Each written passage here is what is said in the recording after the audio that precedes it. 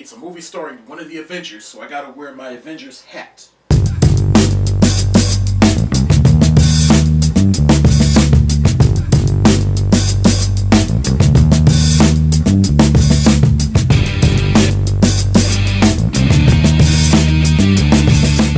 Thor the Dark World. So Thor the Dark World is the second movie of Avengers Phase 2 leading up to the Avengers 2. Or Avengers Age of Ultron as they announced it at Comic-Con. But Thor the Dark World is the second film of the Thor franchise, the third film if you count the Avengers, which featured Thor. Now, I loved the first Thor movie. In fact, it was my favorite standalone movie from Phase 1. In Thor the Dark World, it takes place sometime after the events of the Avengers. Thor, he's not like he was in the first film. He's all grown up and wiser, and Loki, he's all locked up and in prison after what he did in the Avengers. But then this dark elf called Malekith plans on using this source of power called the Ether, which got implanted in Jane, and now Thor must team up with Loki to protect her. Now, was this movie good? You betcha. Seriously, I was really digging this movie. First of all, Chris Hemsworth, he still kicks ass as Thor. Anthony Hopkins as Odin, he had a lot more to do in this movie than he did in the first. Idris Elba, he gets a lot more action than he did in the first movie. Renee Russo as Thor's mother Frigga, she had a lot more to do in this movie than just wandering around like she did in the first movie. Natalie Portman even had her moments in the movie. Now, everybody thought that Kat Dennings was a little too much in the movie. I respectfully disagree. I like the fact that she reprised her role from the first movie. She didn't really annoy me in this movie like she annoyed everybody in the first movie. If you've seen the characters she plays in movies and TV, you'll see that her presence that she brings to the character is necessary for this particular movie. And she brought a lot of comic relief to the story, which brings me to my next point. This movie had way more funnier moments in this movie, and that got me thinking back to Iron Man 3 because that movie had a lot more funny moments.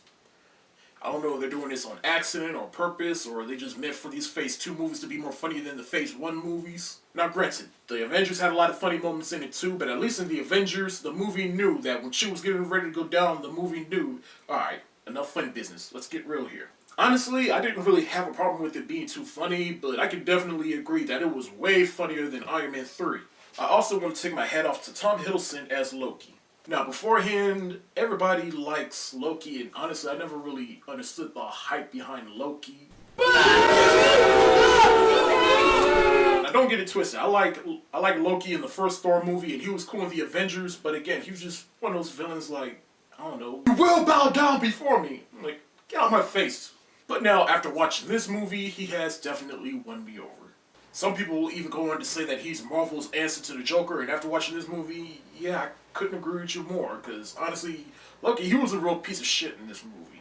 And he stole every scene he was in, and I loved it, and I liked every single scene that he was with Thor. Just watching them banter back and forth, it was just awesome. All the action scenes in this movie were awesome, all the visuals were stunning, the story was very cohesive. I only have two gripes about this movie.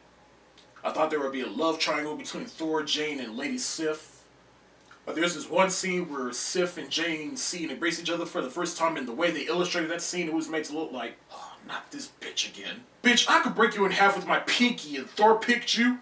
But for the sake of the story, I can see why they didn't really go for that in the movie, but I'm just saying it would have been cool if they did that. And my other gripe about this movie is that I wasn't really feeling the villain. He was kind of a weak character, and I couldn't really identify with him. Other than that, great film. Is it better than the Avengers? No. Is it better than the first Thor movie? Well, it all depends on what you like. I like the first Thor movie, and I like this movie too, but I'm still kind of debating on which movie I like more. But is it better than Iron Man 3? Yes. And there wasn't even any fake villains in this movie, so that's a plus.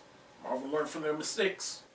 In the end, I enjoyed this movie. I enjoyed Loki more in this movie than his previous two movies. I can't wait to see what they do with Loki in the next Thor film. I can't wait to see what they do with Thor in the next Thor film. And I can't wait to see what they do with Thor in the Avengers 2. But for now, Thor the Dark World is an A++.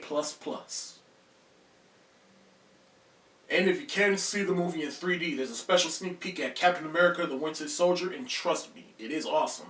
And like all Marvel films, there's an end credit scene to tease the next Marvel movie. And in this movie, there's actually tube scenes, so make sure you stick around for that. That's it for the day. You like what you see, you want to see more, subscribe to this channel, subscribe to my other channel. The links are in the description below. And be sure to follow me on Facebook, Twitter, and Tumblr. Peace.